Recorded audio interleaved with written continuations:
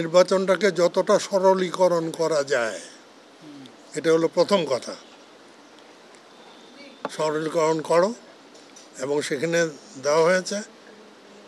এবং নমিনেশন প্রথা যদি বন্ধ করা না যায় তাহলে কোনো সুষ্ঠু নির্বাচন করা সম্ভব হবে না। মনোনয়ন বাণিজ্যের কথা, মনোনয়ন বাণিজ্য যেটা, কারণ মনোনয়ন বাণিজ্যটাই এটাকে ট্রেডিংয়ে নিয়ে এসছে।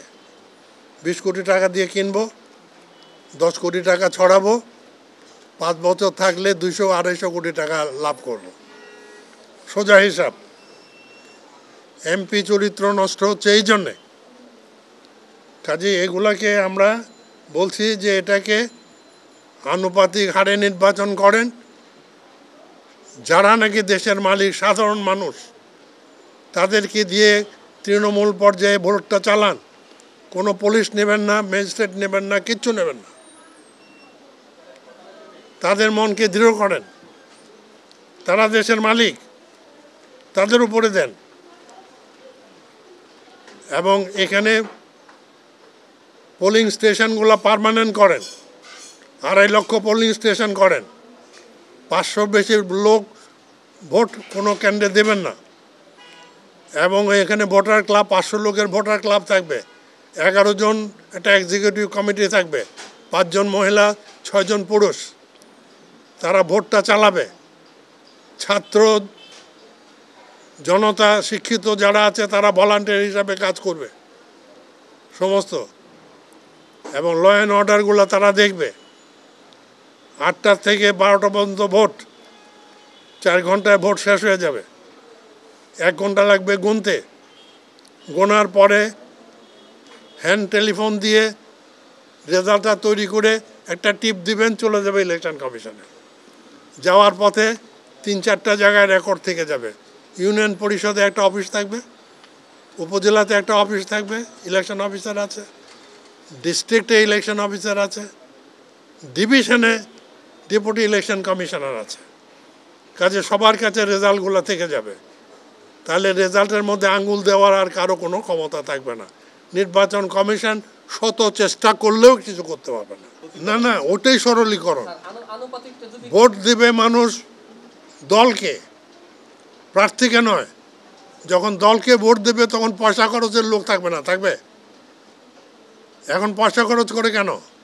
কয়টা রাজনৈতিক দল আছে, না না, কয়টা রাজনৈতিক দল আছে যারা নাকি আইন অনুসরণ করে রাজনৈতিক দল হয়েছে? প্রাইমারি মেম্বারের ভোটে কতজন সেক্রেটারি জেনারেল হয়েছে? যে দেশের রাজনৈতিক দলের মধ্যে গণতন্ত্র নাই, তারা গণতন্ত্রকে কায়েম করতে পারে? তাদেরকে গণতন্ত্রের মধ্যে আনতে হবে। এই যে গণতন্ত্রের মধ্যে আনলেন, সে আনার প্রক্রিয়াটা নিয়ে আমরা কথা বলেছি। ঠিক আছে, বুঝতে চান? 12 কোটি ভোটার, 9 কোটি লোক ভোট দিল। 15টা পলিটিক্যাল পার্টি আছে, কম্পিট করলো। তো 9 কোটি ভোট হয়ে থাকলে আমার পার্লামেন্টে যদি আমি 300 সিট রাখি, তাহলে এক এক সিটের বিরুদ্ধে 3 লক্ষ ভোটার হলে হয়।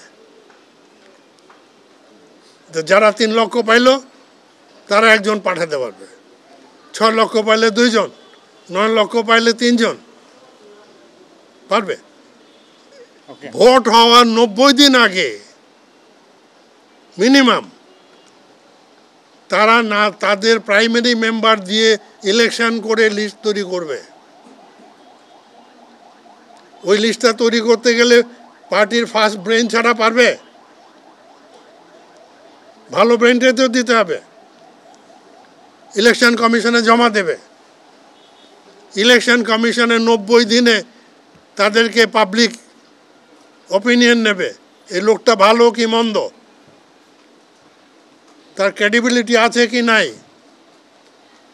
পাবলিক অপিনিয়ন নিয়ে লিস্টটা ফাইনাল করবে। ফাইনাল করলে কি হবে? অবজেকশন আসলে তখন তাকে বাদ দেওয়া হবে। হ্যাঁ, সুযোগ থাকে, যেমন ফুটবলে প্লেয়ার বদলের একটা সুযোগ থাকে না, এরকম বছরে 5%-এর সুযোগ থাকবে। তাহলে ভালো লোক আসবে কি আসবে না? আপনি ভাবছেন যে আমার একটা এমপির দরকার, ওখানে এমপি থাকবে না। সারা বাংলাদেশ একটা কনস্টিটিউয়েন্সি, 300 কনস্টিটিউয়েন্সি থাকবে না, মামলা মোকদ্দমা কমে যাবে, কমবে না? অভিযোগ থাকবে না, অনেক কিছুই থাকবে না, খরচ কমবে। আপনার সব কিছু কমার পরে আমি 6টা ইলেকশন করি, ইউনিয়ন পরিষদ, পৌরসভা, পৌর কর্পোরেশন, তারপরে উপজেলা, জেলা, সংসদ। আমি যদি নিয়ম করি যে এই ইলেকশনে এই ইউনিয়ন পরিষদের এই ওয়ার্ডে যে পার্টি বেশি ভোট পাইছে ওই পার্টির নমিনি এখানে কাউন্সিলর হবে, দোষ হবে? নিশ্চয়ই এক করতে পারেন একটা ইলেকশন দিয়ে। এত কোটি কোটি টাকা মানুষের দেওয়াল নষ্ট করা, কাগজ নষ্ট করা, মারপিট করা, নান কিছু করা, কি দরকারটা আছে? এক ইলেকশনে সব শেষ করে দেওয়া যায়।